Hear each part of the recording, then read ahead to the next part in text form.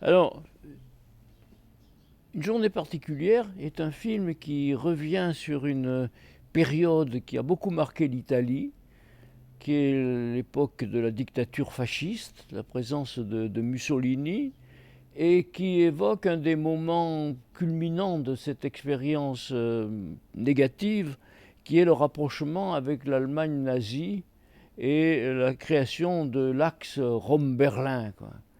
Et le film montre la réception d'Hitler en Italie au moment justement de ce rapprochement entre Hitler et Mussolini, et qui montre dans le contexte de ce rapprochement le sort un peu des marginaux, des gens qui sont exclus, des gens qui ne sont pas dans la norme.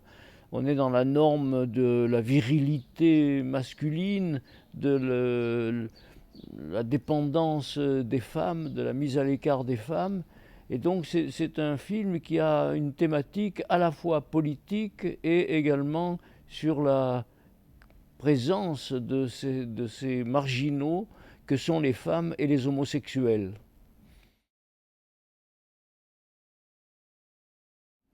Alors le film évidemment est marqué par la présence de Marcello Mastroianni et de Sofia Loren, et je dirais même, non seulement leur présence est essentielle, mais je dirais même que le film est inconcevable sans eux. Je pense que Scola a pu imaginer de tourner ce film qui mettrait en scène la détresse féminine et la détresse masculine dans le cas des homosexuels. Il a pu le faire parce qu'il avait deux comédiens de confiance, deux comédiens qui étaient capables de jouer de longues scènes où ils sont seuls, hein. Pratiquement, c'est un film. Il y a des personnages, il y a la concierge par exemple, il y a la famille d'Antonietta, mais quand même, fondamentalement, c'est un film avec deux personnages, avec deux protagonistes sur qui repose toute l'histoire et toute la tension dramatique qu'il y a dans le film.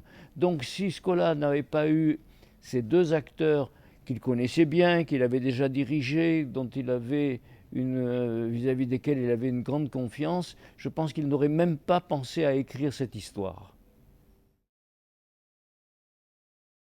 Alors, il y a un certain nombre d'éléments qui marquent le film et qui l'ont rendu possible. Il y a les acteurs,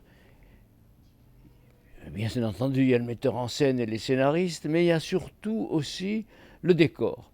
Alors, le film se passe en 1938 et nous sommes dans un immeuble collectif qui est destiné aux fonctionnaires des ministères du régime.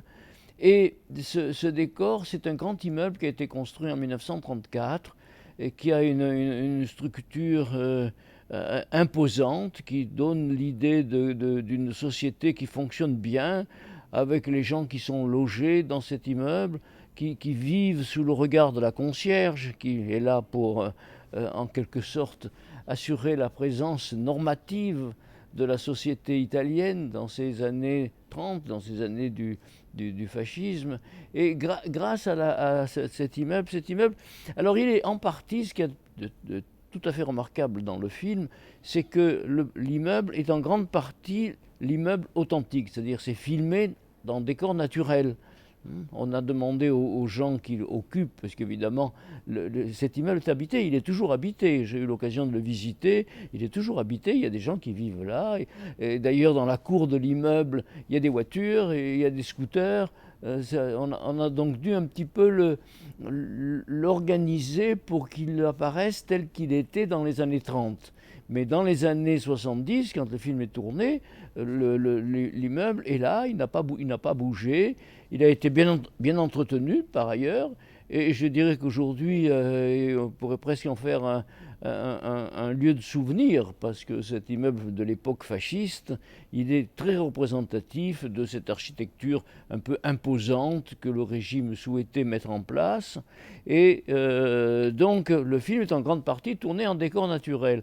Mais il y a aussi des intérieurs, des passages dans des lieux plus intimes, Et là, c'est reconstruit en studio, mais c'est reconstruit en studio en respectant de façon par des décorateurs qui sont des experts, en respectant très attentivement la nature de l'immeuble et en faisant de telle sorte que le spectateur qui regarde le film ne se rend pas compte quand on est en décor naturel ou au contraire quand on est en décor reconstruit en studio, dans des studios qui sont de grands studios qui sont à Rome, les studios de la De Paolis. On pense toujours, quand on pense à Rome et au cinéma à Rome, on pense toujours à Cinecittà, mais il n'y a pas que Cinecittà, il y a d'autres studios moins importants, et peut-être que le plus important après Cinecittà, c'est la De Paolis, qui est un grand studio dans lequel beaucoup de films italiens ont été tournés, y compris des reconstitutions historiques, parce que ces grands studios le permettaient.